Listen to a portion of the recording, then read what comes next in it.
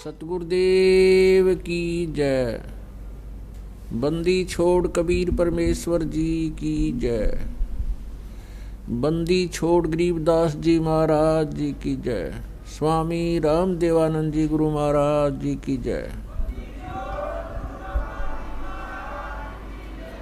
सत साहिब गरीब नमो नमो सतपुरुष को नमस्कार गुरु की नहीं। सुर नर मुनि जन साधुआं संतों सर्वसदी नहीं। सतगुरु साहेब संत सब डंडो तुम प्रणाम।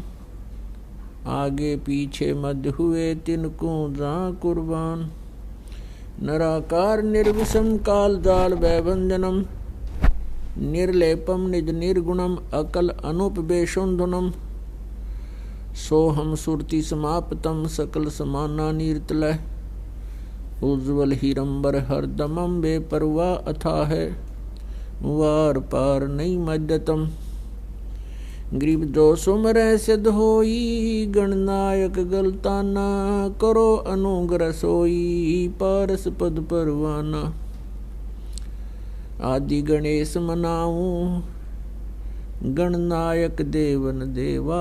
चरण कमल लो लाऊं आदंत करूं सेवा। परम शक्ति संगीतम रिद्धि सिद्धि दाता सोई। अवगत गुण अतीतम सत पुरुष निर्मोही। जगदम्बा जगदीशम मंगल रूप मुरारी। तन मन अर्पों शीसम भक्ति मुक्ति भंडारी। सुर नर मुनि जन ध्यावे ब्रह्मा विष्णु महेशा। शेष सहस मुख गावे पूजय आदि गणेशा।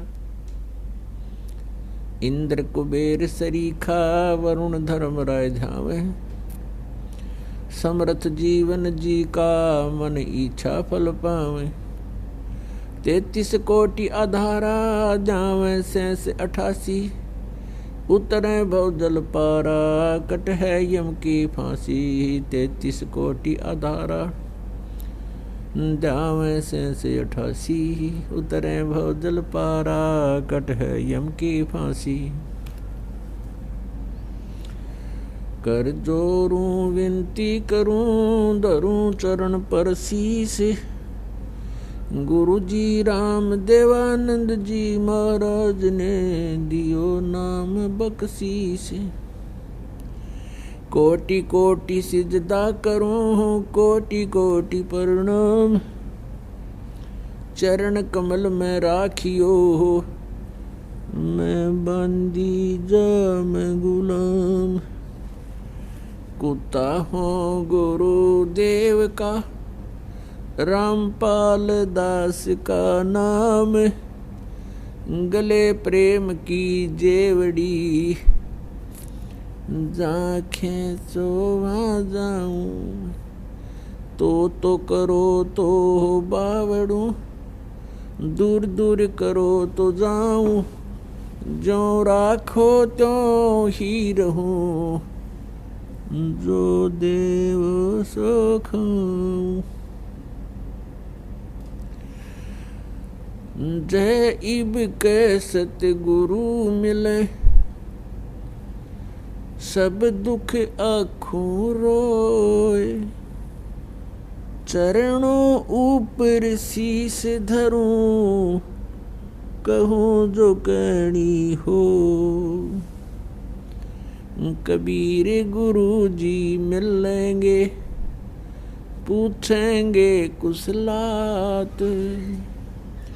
आदि अंत की सब कहूँ अपने दिल की बात। गुरु जी तुम ना भूलियो चाहे लाख लोग मिल जाई। हमसे तुमको बहुत है तुमसे हमको नहीं। तुम्हारे विसारे क्या बने मैं किसकी शरण में जाऊं। शिव बिरंच मुनि नारदा तिनके हृदय ना समाऊं। अवगुण किए तो बहुत किए, अवगुण किए तो बहुत किए, करत न मानी हर, बावे बंदा बख्श दियो हो, बावे गर्दन उतार। अवगुण मेरे बाप जी, बख्शो गरीब नवाज, जो मैं पूत कपूत हूँ, बहुर पिता को लाज। मैं अपराधी जन्म का, नक से कबरे विकार, तुम दाता दुख भंजना, मेरी करो सबर। सूरत करो मम साइया, हम हैं भव जल माही, आप ही बह जाएंगे जो तुम न पकड़ोगे बाँ। ए बंदी छोड़ दयाल जी, तुम तक हमारी दौड़ी, जैसे कागज जहाज को सूझत और न ठोर।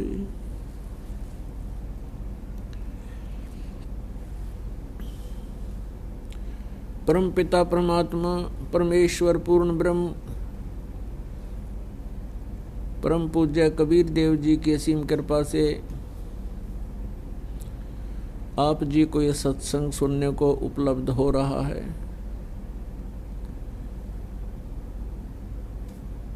मनुष्य जीवन पुण्यात्माओं को प्राप्त होता है और उनसे भी वो पुण्यात्मा अत्यधिक पुण्ययुक्त होती हैं जिनको ये सत्संग उपलब्ध होता है। जिन नेक आत्माओं को यहाँ सत्संग में आने का अवसर मिला, उनके ऊपर परमात्मा विशेष प्रसन्न है।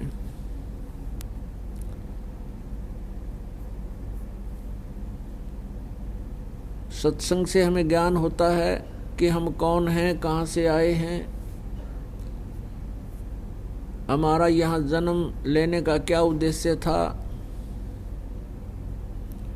जब तक हम सत्संग में नहीं आते हैं, संतों के विचार नहीं सुनते हैं, तब तक हम अपने उस दैनिक कार्य को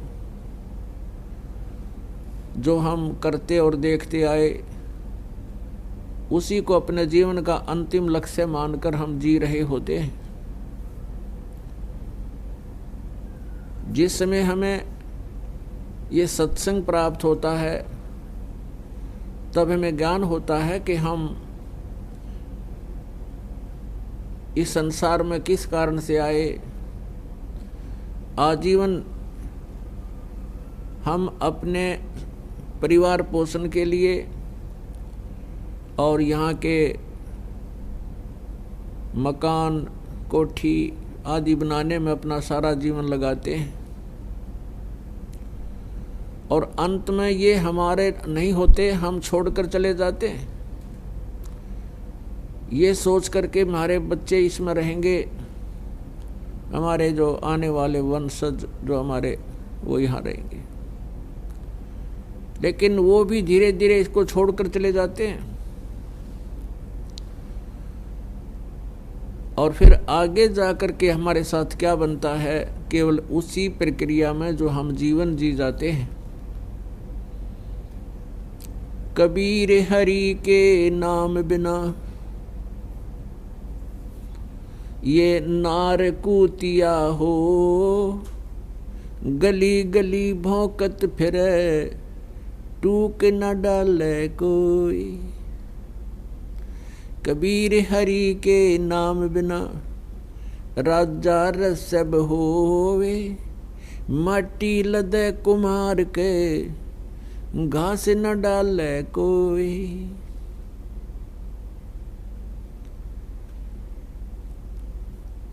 बीबी पड़दे रह थी, डोडी लगे थी बार। अब गात उघाड़े फिरती है वो बनकुतिया बाजार। नक बेसर नक पर बनी, पैरें थी हार हमेल। अब सुंदरी से कुतिया बनी, सुन कर्मों के खेल।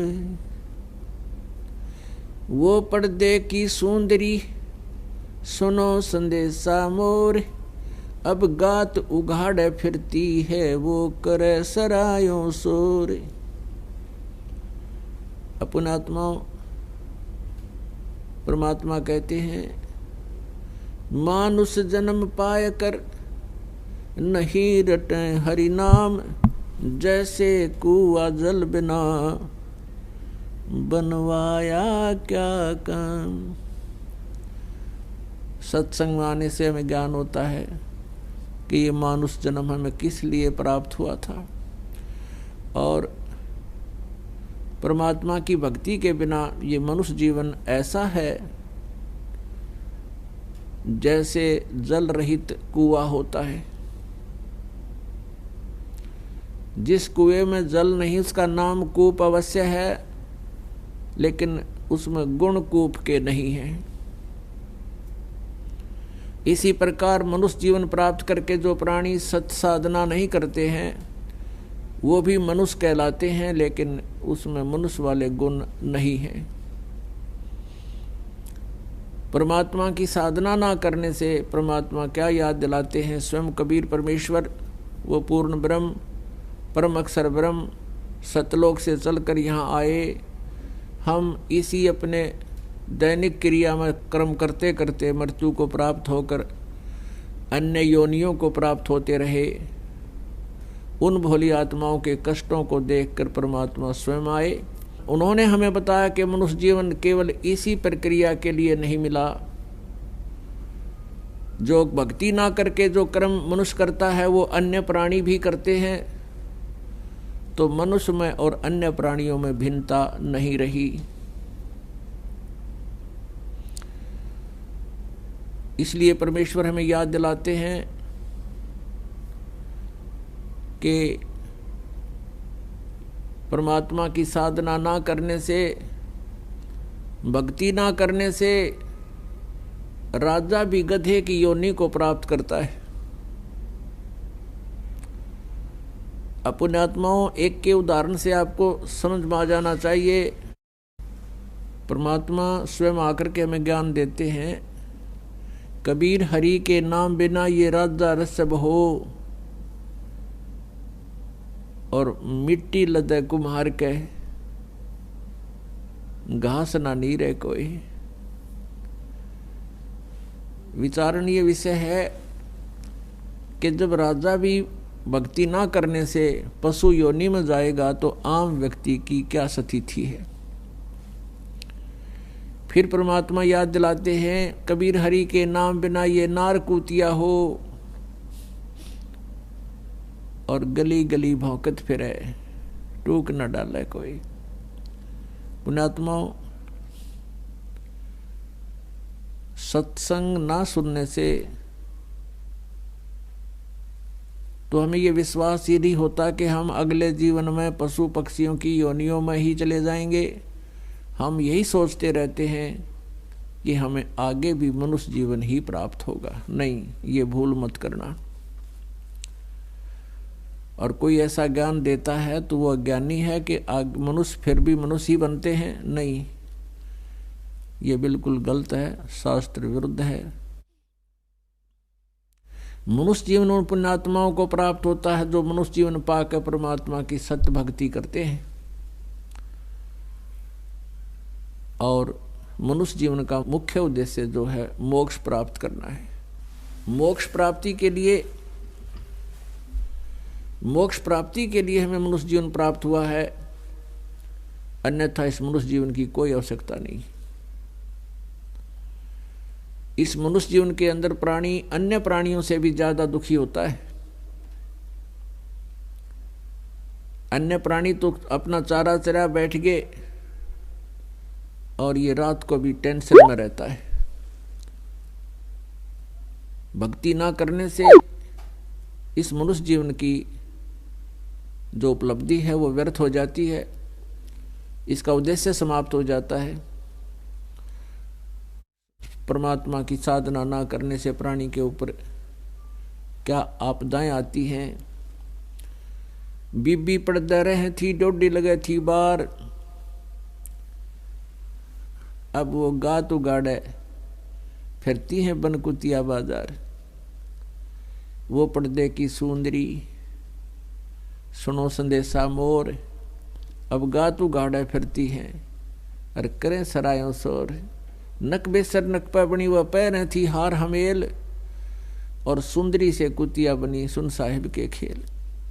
जो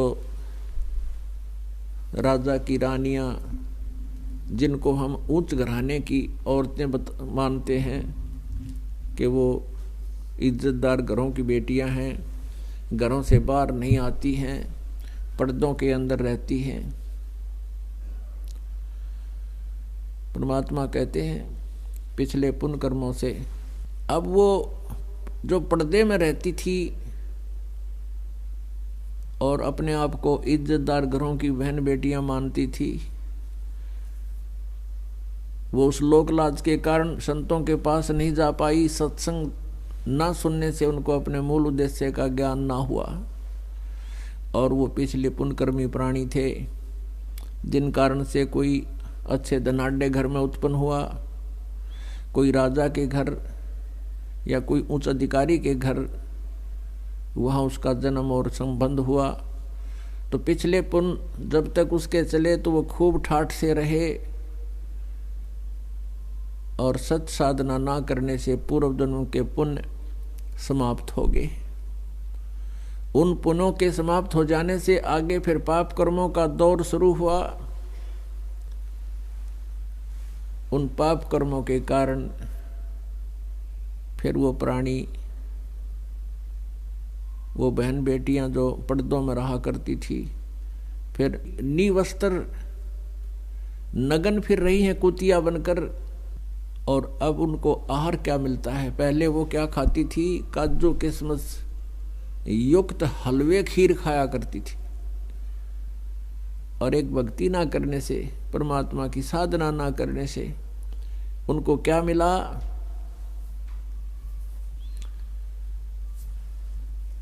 अब वो कुतिया बन गई है, और कुतिया बनकर क्या खा रही हैं? जैसे पहले धर्मशालाओं में अतिथि रुका करते थे, सरायों में, और वो वहाँ पर खाना खाते थे। पहले राजघरां में रहती थी जो लड़कियाँ, अब कुतिया बन करके वहाँ बैठी है, सामने खाना खाने वाले के सामने बैठी है, और एक टक देख रही है, शायद कोई टूक मेरी तरफ आ जा, रोटी का कोई ग्रास मुझे डाल दे। अब व्यक्ति खाना खाने के बाद सोचता है, कुत्ता सामने बैठा है, एक टूक डाल दूं, वो ऐसे फेंक दिया जाता है। अब वो पहले काजू किशमिश युक्त हलवे खीर खाने वाली अब क्या खा रही है? वो जूठे टुकड़े और साथ में रेत मिला हुआ।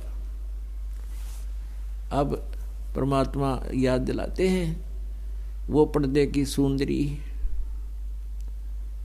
और सुनो संदेशा मोर, अब गातु गाड़े फिरती है, वह करे सरायों शोर।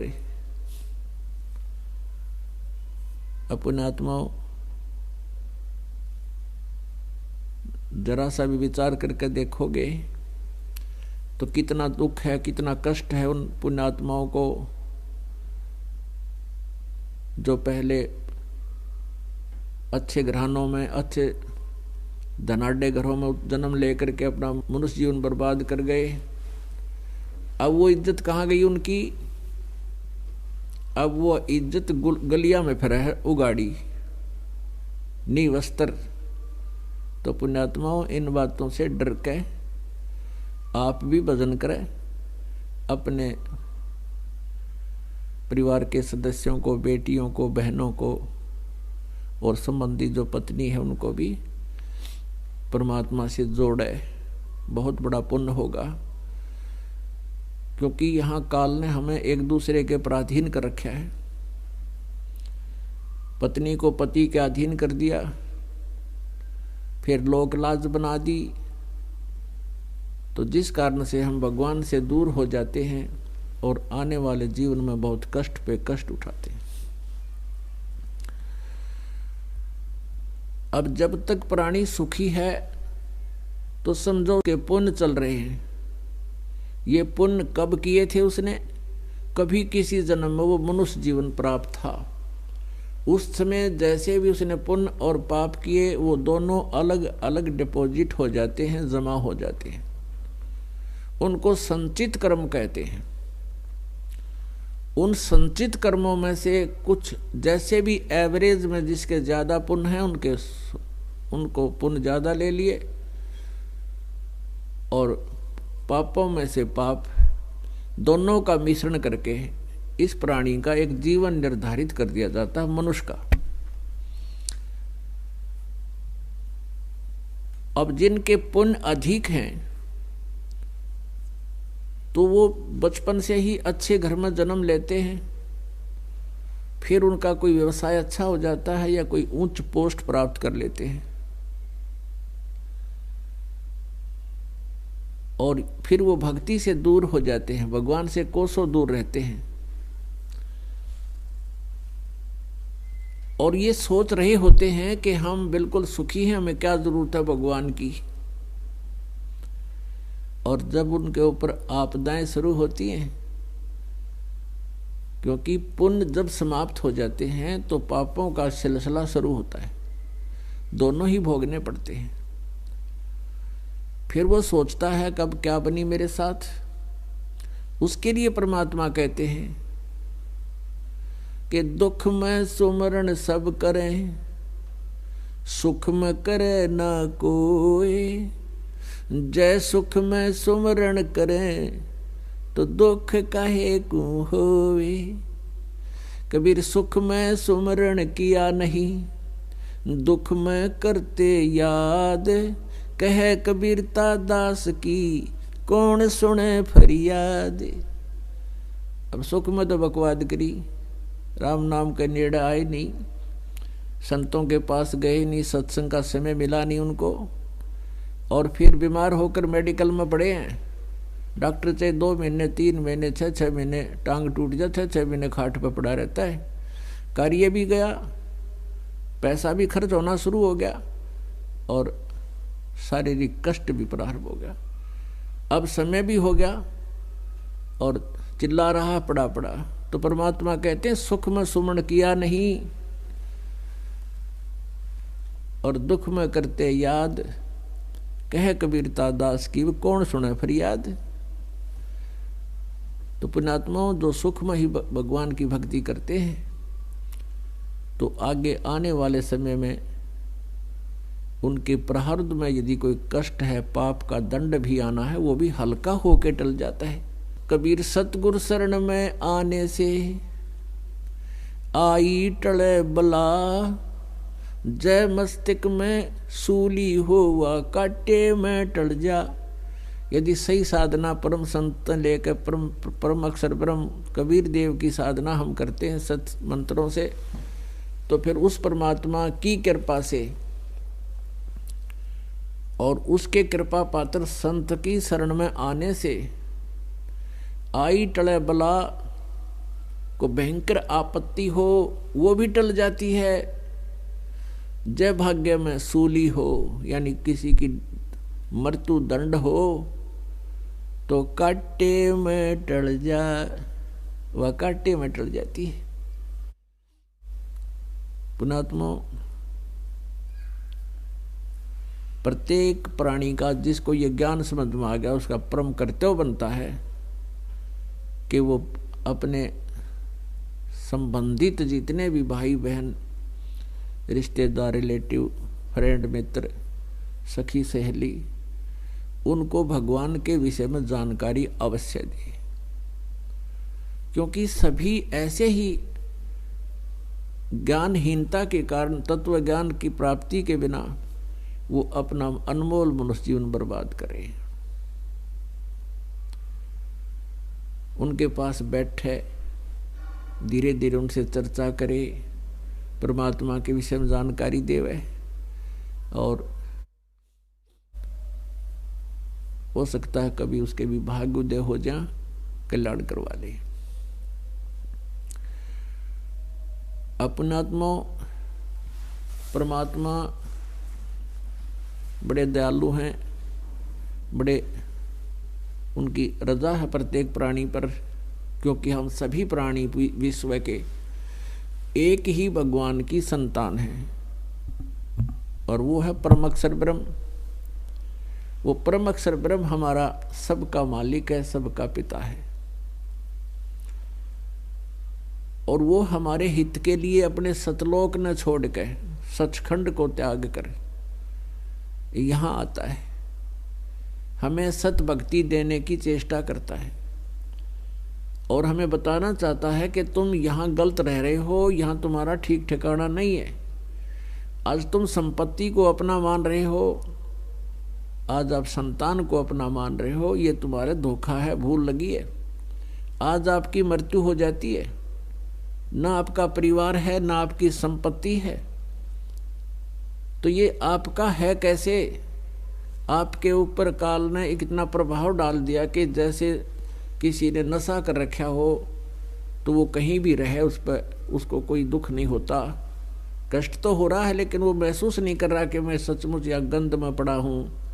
जैसे कोई शराब पी के और बाहर गंद स्थान पर पड़ा है, कुर्डियों पर पड़ा है, गली में पड़ा है, और उसको कोई उठाने की भी चेष्टा करता है कि तू उठ ले भाई, यहाँ गलत पड़ा है, तो वो कहता है छोड़ दे, मौज हो रही है। तो वो मौज है, उसने मौज है, वो गंद में पड़ा है। तो ऐसे ही हम इस काल के लोक में ऐसे नशे में गंद में पड़े हैं। कैसे? परमात्मा कबीर जी कहते हैं कि कबीर ये माया अटपटी और सब गट आन अड़ी, किस किस न समझाऊं या कुएं भांग पड़ी। इस काल के ने अपने ब्रह्मांड रूपी कुएं में और बगैर तोल की, बगैर हिसाब की भांग गोट कर डाल रखी है माया की। और त्रिगुणमयी माया, रजगुण ब्रह्मा, सतगुण विष्णु, तमगुण शिव जी के अंदर से निकल रही जो तरंगे हैं, वो रेंज है, उनके अंदर से निकल रही जो उनकी लपटें हैं तीनों गुणों की, ये हमारे ऊपर हमें प्रभावित कर रही हैं। जैसे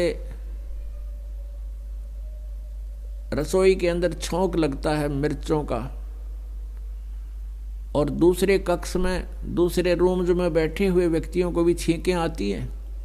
अब मूल वस्तु तो है रसोई में, और उसने जो प्रभाव कहाँ तक कर दिया, दूसरे कक्षों में बैठे हुए व्यक्तियों को भी छींकें आ रही हैं। अब उनको छींकें आना, वो रोकना उनके बस की बात नहीं।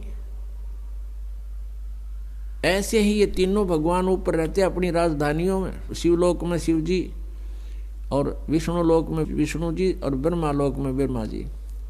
और वहाँ से ही इनके शरीर से निकल रहे गुणों की जो का इफेक्ट है, प्रभाव है, ये हम तीनों लोकों के प्राणियों को, पृथ्वी लोक, स्वर्गलोक और पाताल लोक के प्राणियों को ये प्रभावित कर रहा है, अफेक्ट कर रहा है। और जिस कारण से हम यहाँ इतना कुछ देख रहे हैं, एक परिवार के एक ही दुर्घटना में 5 सदस्यों में से 4 की मृत्यु होगी, एक लड़की बची छोटी सी, और बाकियां का फिर भी इस बात की चिंता नहीं बनती, ये क्या हो गया, सारी उम्र लगे रहे इस कार कोठी जोड़न में, आज क्या लेगे वो साथ। तो इतना हमें विवेक नहीं रहा, हमारे ऊपर प्रभाव है, ये इतना प्रेशर है कि हम ज़्यादा सोच नहीं पाते, और हम भी फिर उसी प्रोसीजर में बाई फोर्स जोड़ दिए जाते हैं। हमें ये चिंता रहती है हमारे बच्चों का क्या होगा, संपत्ति का क्या होगा, ये इतना प्रेशर हमारे ऊपर है। हम उस दुर्घटना को देखकर खिसक लेते हैं जल्दी कि वहाँ जाना है, ऐसे करना है।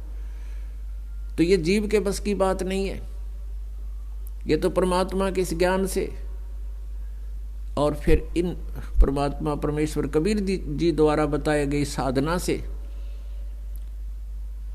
जो एंटीबायोटिक का काम करेंगे, जो हमारे इस माया के नशे को उतारेंगे, तीनों गुणों के प्रभाव को निष्क्रिय करेगी। तो वो मंत्र, वो ज्ञान हमें यहाँ सुनना पड़ेगा और उन्हीं से फिर ये हमें सब राहत मिलेगी। तो परमेश्वर आकर हमें बताते हैं, वो स्वयं आकर बताते हैं कि झूठे सुख को सुख कहे, ये मान रहा मन मोदे, ये सकल तभी ना काल कहा, कुछ मुख में कुछ गोदे।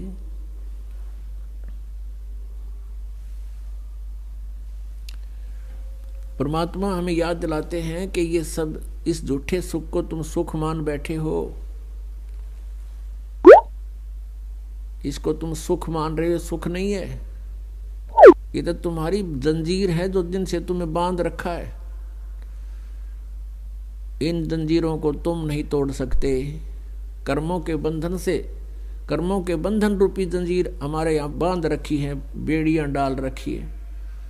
तो इन बेड़ियों को कबीर परमेश्वर ही काट सकता है। कर्मों के बंधन को, कर्मों के दंड को वो पूर्ण परमात्मा कबीर जी ही हमें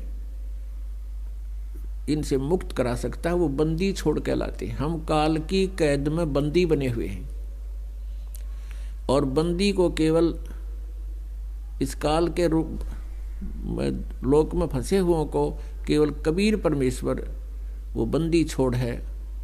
वो हमें यहाँ से छुड़वा के कर्मों के हिसाब किताब को पैरेलल करके समांतर कर देगा, माइनस कर देगा और फिर सतलोक ले जाएगा।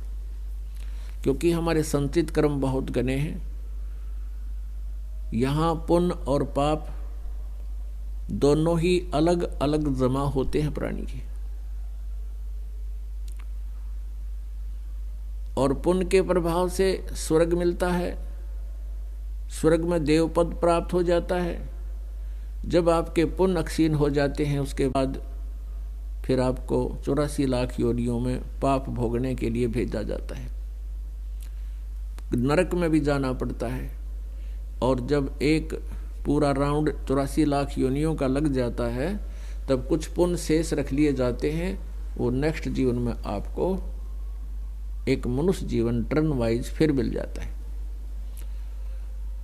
और उस मनुष्य जीवन में यदि कोई संत नहीं मिला, सत भक्ति नहीं की, तो बैटरी चार्ज हो को नहीं, और बैटरी चार्ज नहीं होगी यानी पुण्य संग्रहित नहीं होंगे, तो फिर 84 लाख योनियों में तुरंत चला जाएगा।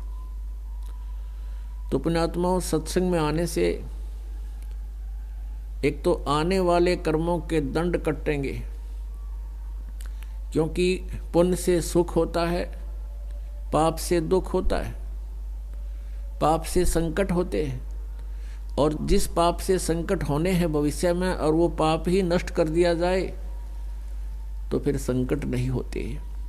तो केवल एक ही परमात्मा है, परम अक्षर ब्रह्म, वो पूर्ण ब्रह्म सत्य पुरुष, जो हमारे पापों के दंड कर्म को, पाप कर्म के दंड को यानी भोग को वो नाश कर सकता है।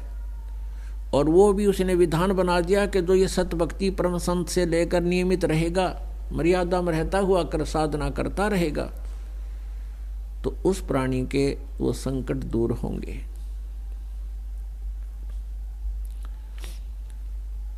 अब प्रत्येक प्राणी अपने अपने कर्मानुसार अपने कर्म भोग रहा है।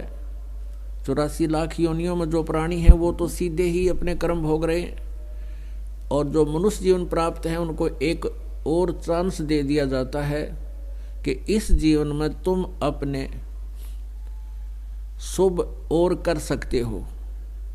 यहाँ शुभ तो करने से होंगे, अशुभ अपने आप हो जाते हैं। इस काल के लोक का यू ऐसा क्षेत्र है जैसे खेत में किसान जीवन दाता अन्न उत्पन्न करने के लिए कितनी मेहनत करता है, और साथ में खाद के, बीज के, फसल को यानी जमीन को संवारने के वो कितना पैसे लगाता है, कितना व्यय करता है, और इतना व्यय करके, इतना परिश्रम करके फिर उसको वो अन्न प्राप्त होता है, और उसी जमीन को ना उसमें गुड़ाई करे, ना हल जोते और कुछ ना बोए, तो भी उसमें अड़ंगा उत्पन्न हो जाता, कबाड़, खरपतवार। तो ऐसे ही पुण्यात्माओं, इस मनुष्य जीवन रूपी, इस शरीर रूपी क्षेत्र में, इस जमीन में, इस जीवन में, इस काल के इस क्षेत्र में यही व्यवस्था है। यदि आपने शुभ करने पड़ हैं तो शुभ करने के लिए तो आप जी ने धर्म पुण्य संतों का सत्संग सुनने के लिए समय भी लगाना पड़ेगा, और धर्म पुण्य के लिए पैसे भी व्यय करने पड़ेंगे, और तब जा कर के आपके शुभ बनेंगे। और अशुभ करण की आवश्यकता नहीं, आप ही बन जाते हैं। पृथ्वी ऊपर पग जो धारे, करोड़ जीव एक दिन में मारे। पृथ्वी के ऊपर आप जाते हो कामवश, या अपना कोई सैर सपट्टा करते हो, कहते करोड़ों प्राणियों को मारकर पैरों के द्वारा, तब आप विश्राम करते हो। और फिर वो पाप तो अपने आप हो गए बिना करें, और पुण्य करने के लिए आप व्यवस्था करनी पड़ेगी। और जो व्यवस्था पुण्य करने की आपने अपना रखी थी वो शास्त्र विरुद्ध थी, शास्त्र विधि रहित थी, और जिससे आपके पुण्य तो बन नहीं रहे थे और पाप ही पाप बने थे। अपने आत्मा गीता जी अध्याय नंबर 16 के श्लोक नंबर 23 में और 24 में कहा कि अर्जुन, शास्त्र विधि को त्याग कर जो मनमाना आचरण करते हैं उनको न तो सुख होता है और न उनकी कोई गति होती है और न ही उनको कोई सिद्धि प्राप्त होती है, अर्थात यूजलेस, व्यर्थ। 24वें श्लोक में तुरंत कहा कि अर्जुन, इससे तेरे लिए कर्तव्य और अकर्तव्य की व्यवस्था में शास्त्र ही प्रमाण है, और शास्त्र विधि से साधना करना, यानी जो काम करने चाहिए भक्ति मार्ग के और जो ना करने चाहिए तो उनके लिए आप शास्त्रों को ही आधार बनाना। किसी व्यक्ति विशेष के कहने तय, किसी संत के कहने से उन बातों को स्वीकार ना करना जो शास्त्र विरुद्ध हो। तो पुण्यात्माओं, आप जो साधनाएं करते थे वो शास्त्र विरुद्ध थी। उनसे मनुष्य जीवन के मनुष्य के को जीवन जो आपको प्राप्त हुआ, इसका उद्देश्य सफल नहीं होता। अब एक और नियम है प्रभु का कि जैसे कर्म करेगा जीव वैसा ही उसको प्राप्त होगा। तो जैसे आप जी शास्त्र विधि त्याग का मनमानी जो करते हो, तो धर्म पुण्य लाभ उनको भी आपको मिलेगा, लेकिन वो व्यर्थ होगा, क्योंकि ये विधान है कि जैसे कर्म करेगा वो मिलेगा ही मिलेगा। अपने आत्माओं, जैसे अभी आपको बताया कि पृथ्वी ऊपर पग जो धारे और करोड़ जीव एक दिन में मारे, तो उन करोड़ जीवों की हिंसा का पाप आपके पाप कर्म में लिख दिया, और पुण्य आपको विधि का पता नहीं था, को वैसे स्वाभाविक पुण्य बना दिया, कितना भंडारा कर दिया, कोई कुत्तों को रोटी डाल दी, पक्षियों को दाने डाल दिए, कितना कोई प्याऊ बनवा दी। तो ये जो पुण्य आपका है तो शास्त्र विरुद्ध, इसको भी लिखा जाएगा उसमें आपके पुण्य अकाउंट में, लेकिन शास्त्र अनुकूल ना होने से ये व्यर्थ कैसे है अभी क्लियर करेंगे। पहले ये कंसेप्ट क्लियर करते हैं कि जैसे आप के मन में ये शंका आवेगी कि अभी जैसे हम फिर ये हमारे पाप कटेंगे के ऊपर। जैसे हम खेत में काम करता हाली, हल से ट्रैक्टर से ना जाने एक दिन में अरबों खरबों जीवों के मार डालता है, जमीन खोद खोद के वो बैड अकाउंट में लिख दिए। और फिर एक मजदूर है, कस्सी का कार्य कर रहा है, उससे भी पाप हो रहे हैं, वो भी उसके बैड अकाउंट में लिखे जा रहे हैं। जैसे हम पोछा लगाते हैं अपने घरों पर, बहन बेटियां ये सफाई करती हैं डेली, आजकल चिप्स के हो गए सारे, और पहले लिपा करते थे कच्चों को, उसमें भी जीव मरते थे। अब ये फिनाइल के लगाते हैं पोछे, इसमें भी जीव मरते हैं। हम खाना बनाते हैं उसमें भी जीव मरते हैं। हम खाना खाते उसमें भी जीव मरते हैं। तो फिर हमें पुण्य कैसे प्राप्त होंगे? पुण्यात्माओं, एक तो पूर्ण परमात्मा की शरण में आने से, उस परमेश्वर कबीर साहब के पास, परम अक्षर ब्रह्म के पास ये विटो पावर है कि सत भक्ति मर्यादावत करने वाले प्राणी के वो सभी संचित कर्मों का भी नाश कर देगा। अब संचित कर्मों का तो नाश हो गया, लेकिन रोज क्रियावान हो रहे हैं, इनका कैसे होगा? अब जैसे किसी के पास ड्राइविंग लाइसेंस नहीं है, गाड़ी चलाने का प्रमाण पत्र नहीं है, और वो गाड़ी चला रहा है, उससे कोई दुर्घटना हो जाती है तो सीधा दोषी बनता है, क्योंकि उसके पास लाइसेंस नहीं है। और ऐसे ही अब यदि लाइसेंस है वो डुप्लीकेट है, किसी नकली तो बनवा रखा है, तो भी वो दोषी, डबल दोषी। तो इस प्रकार हमने, जैसे ये जीवन रूपी गाड़ी, शरीर रूपी हमारी गाड़ी है, इसको हम चला रहे हैं। यदि हमारे पास लाइसेंस है, यानी गुरु मंत्र है, गुरु बना रखा है, पूरा गुरु हो, अधूरे गुरु तो डुप्लीकेट लाइसेंस बनाते हैं। तो अब पूरा गुरु जब आपको मिल जाएगा, परम संत, उससे आपने दीक्षा ले ली, उसके बाद फिर आप दैनिक कार्य करते हो, तो उसमें जो भी जीव हिंसा एक स्वाभाविक क्रम में होती है, वो आप पर लागू नहीं होगी, वो आपके ऊपर प्रभावी नहीं होगी, वो आपके बैड अकाउंट में नहीं लिखी जाएगी। इच्छा कर मारा नहीं, बिन इच्छा मर जा, कह कबीर दास का पाप नहीं लगे। किसको? जिसने परम संत की शरण यानी ओरिजिनल लाइसेंस बनवा लिया। अब जैसे गीता जी 18वें अध्याय के अंदर लिखा है कि अर्जुन, सभी कर्म ऐसे हैं जैसे लकड़ी जलाने से धुआं तो होता ही होता है। ये स्वाभाविक कर्म है आपके। इन स्वाभाविक कर्मों में जो भी हिंसा होगी, जैसे आप खेती कर रहे हो तो उसमें तो होगा ही होगा। आपका उद्देश्य उनको मारना नहीं है, आपकी ज़मीन है, आपकी ज़मीन को संवारना है, उसमें अपना अन्न पैदा करना आपका उद्देश्य है, ना कि उन जीवों को मारना। तो ये भी आपको तभी राहत मिलेगी, आपके पास परम संत से वो प्रमाण पत्र होगा।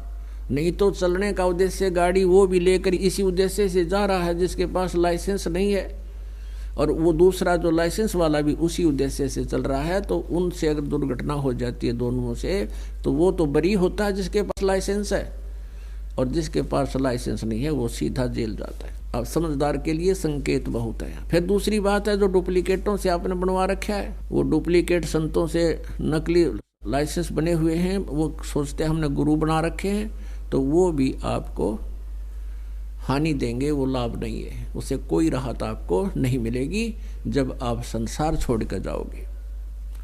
अप्रसंग रहा कि जैसे अब गुरु की पहचान कैसे करें? वो इस सत्संग में आने से, तत्व ज्ञान से पहचान होगी।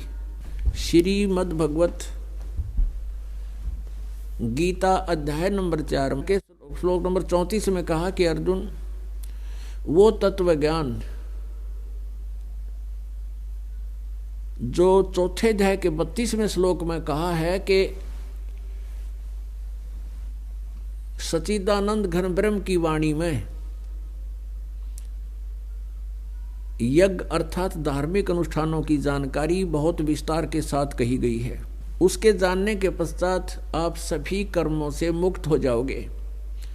ये है तत्व ज्ञान। सच्चिदानंद घन ब्रह्म की वाणी अनुवादकर्ताओं ने यहाँ गलत कर रखा। गीता जी के अनुवादकर्ताओं ने ब्रह्मणे मुखे शब्द है मूल पाठ में, मूल संस्कृत में, और ब्रह्मणे मुखे का अर्थ इन्होंने कर दिया वेद की वाणी, जबकि 17वें अध्याय के 23वें श्लोक में यही अनुवादकर्ता ब्रह्मणे का अर्थ करते हैं सच्चिदानंद घन ब्रह्म, यानी परम अक्षर ब्रह्म। तो यहां भी ये गलत कर रहे हैं। यहां लिखना था जो सच्चिदानंद घन ब्रह्म ने, यानी परम अक्षर ब्रह्म ने अपने मुख कमल से जो वाणी बोली हैं वो कबीर वाणी है।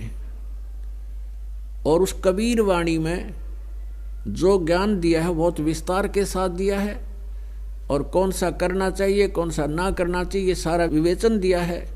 वो तत्व ज्ञान है। चौथे अध्याय के 32वें श्लोक में श्रीमद् भगवद गीता में कहा है। अनुवादकर्ताओं ने ठीक अनुवाद ना कर सके क्योंकि इनको तत्व ज्ञान नहीं था, आध्यात्मिक ज्ञान नहीं था इन लोगों को। संस्कृत अवश्य जानते थे, थोड़ी बहुत कथाएं भी जानते थे, लेकिन नीम हकीम खतराए जान होता ही है, ऐसा ही इन्होंने हमारे साथ कर दिया। चौथे अध्याय के 32वें श्लोक में जो सच्चिदानंद घन ब्रह्म की वाणी में जो ज्ञान बोला गया है वो तत्व ज्ञान है। और उस तत्व ज्ञान को तू तत्वदर्शी संतों के पास जाकर समझ। उनको दंडवत प्रणाम करने से, कपट छोड़कर उनकी सेवा करने से, विनम्र भाव से प्रसन्न करने से वो तत्वदर्शी संत तुझे उस परमात्म तत्व का ज्ञान कराएंगे।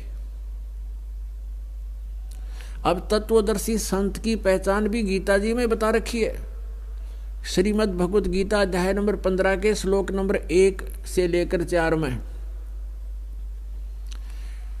प्रथम मंत्र में कहा कि ऊर्ध्व मूलम अधः शाखम,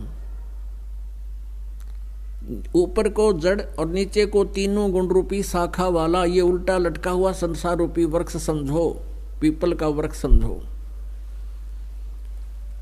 और जो व्यक्ति, जो पुरुष इसके सभी विभागों को, सभी छंद को, विभाग को, टुकड़ों को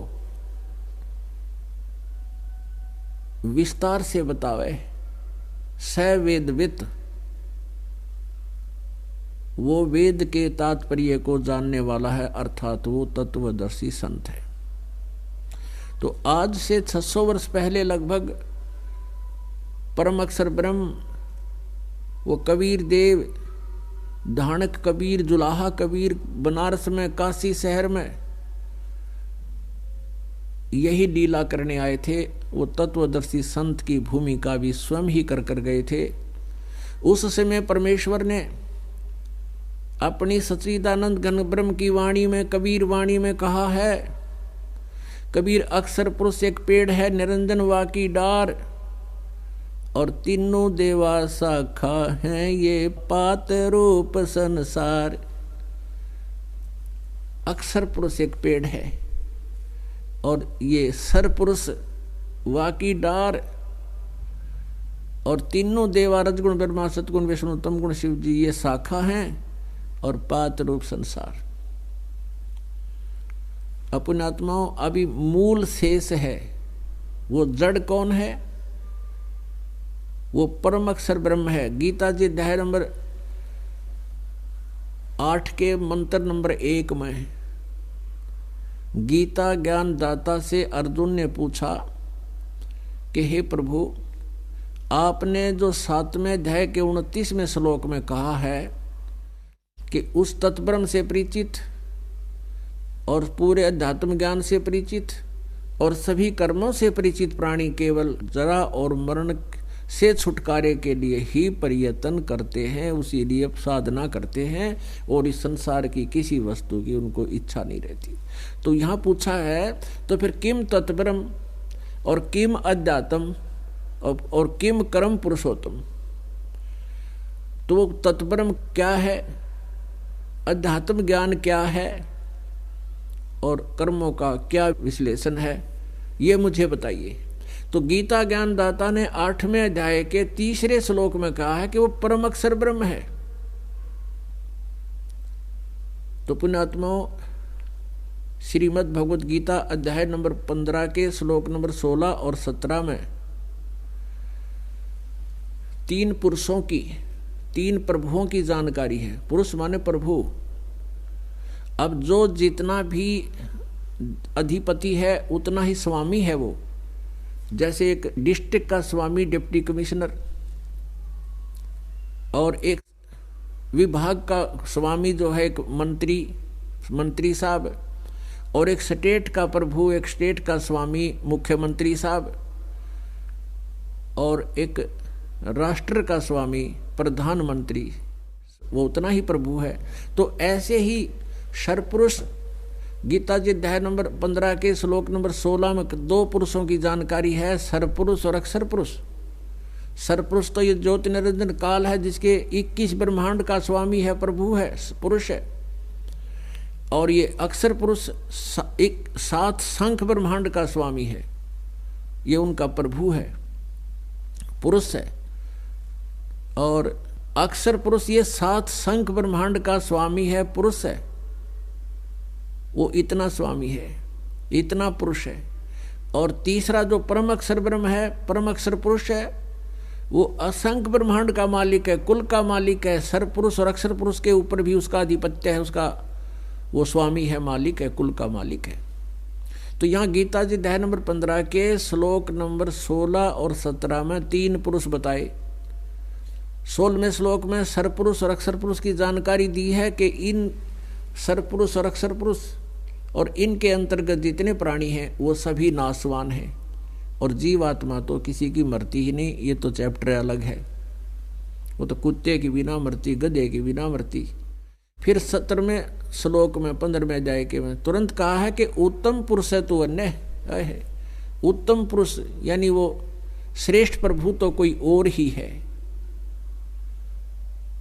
इन दोनों से न्यारा है, सरपुरुष और अक्षर पुरुष से।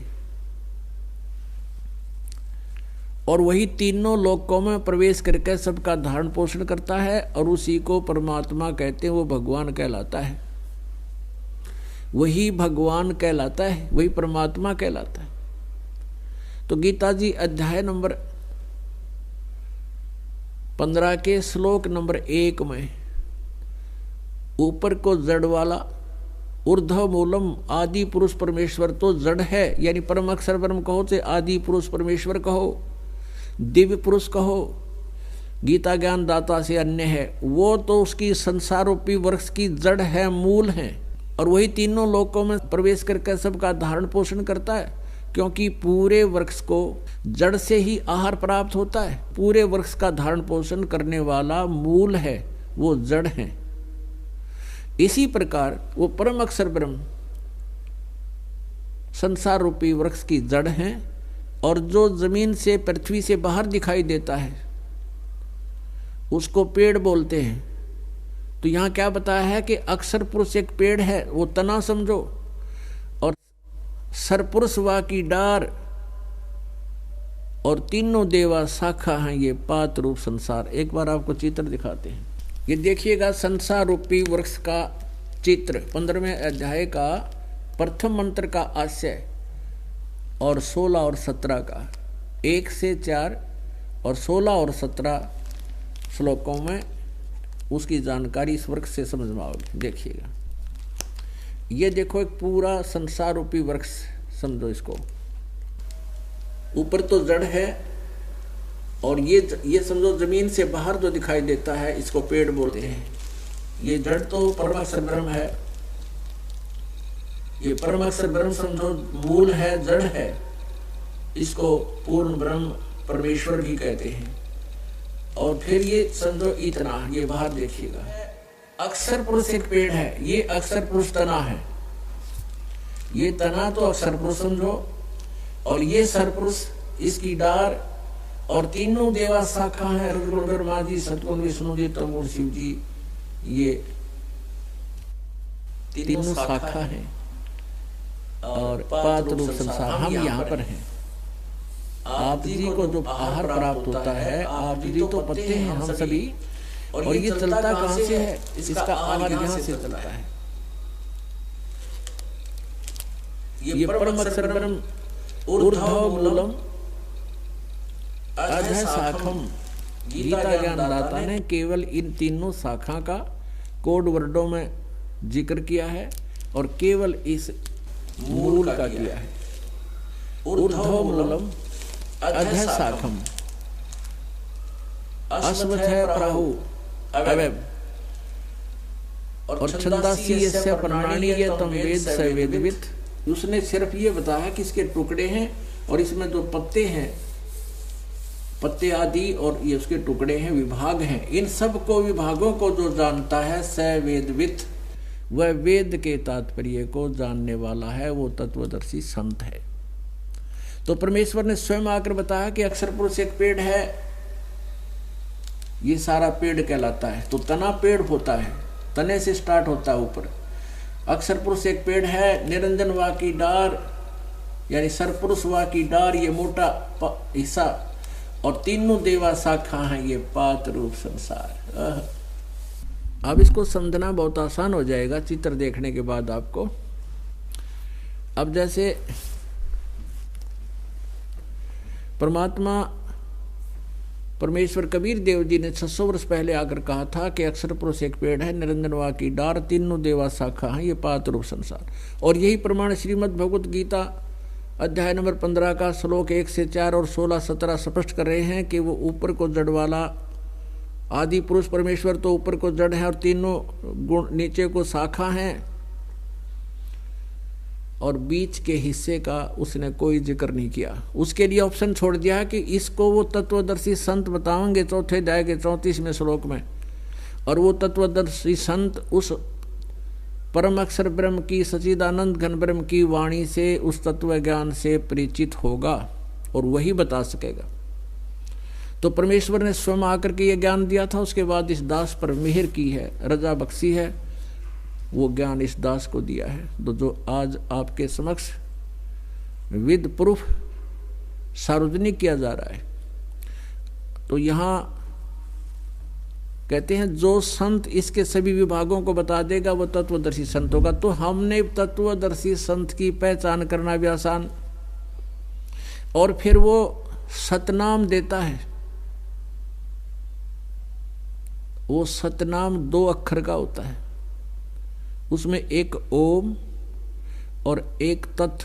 गीता जी अध्याय नंबर 15 के श्लोक नंबर 23 में उस परम अक्षर ब्रह्म सच्चिदानंद घन ब्रह्म के पाने की विधि बताई है। उसमें 3 मंत्र जाप करने पड़ेंगे आपको। ओम तत् सत इति निर्देश ब्रह्मण त्रिविध समर्थ।